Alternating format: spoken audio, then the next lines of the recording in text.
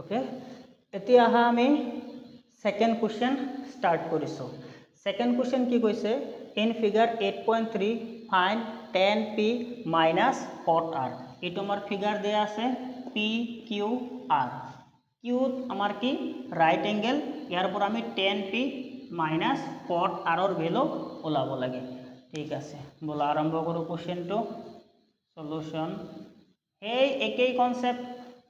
concept কি সাবাৰ ট্ৰায়াঙ্গেলটো দুটা side দেয়া আছে PQ দেয়া আছে আৰু PR দেয়া আছে আলটিমেটলি আমাৰ QR ওলাব লাগিব আৰু গমে পাইছা PR টো আমাৰ কি হৈ যাব হাইপোটেনিয়াস সো ফাৰ্স্ট কাম আমাৰ কি হৈ যাব সলিউশনত ফাৰ্স্ট কাম কি কৰিম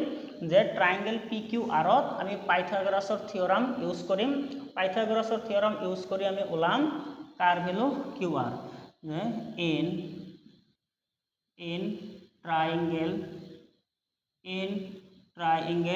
PQR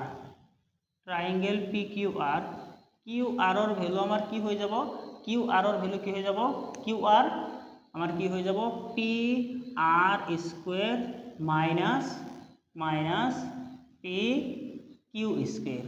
ওকে সো PR ৰ ভ্যালু কিমান আছে আমাৰ 13 স্কয়াৰ মাইনাস PQ ৰ ভ্যালু আছে আমাৰ 12 স্কয়ার equal to 13 square মানে 169 12 square মানে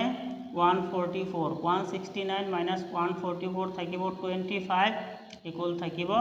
5 আমি QR ৰ ভ্যালু কিমান পাই গলো 5 এতিয়া আমাৰ যি লাগে হে দুটা ভ্যালু উলাই লোৱা tan p therefore tan p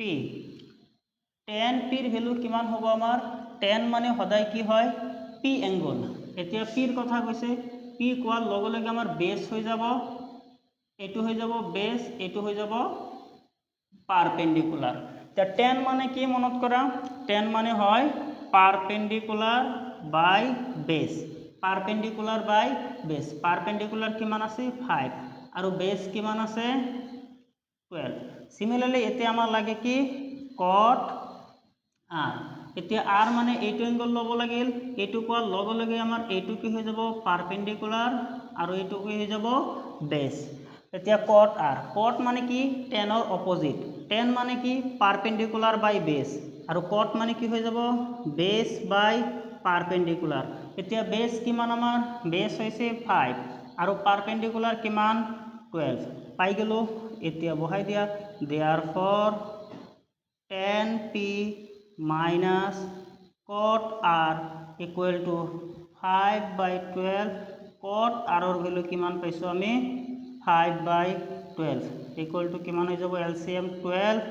5 minus 5 0/12 equal to 0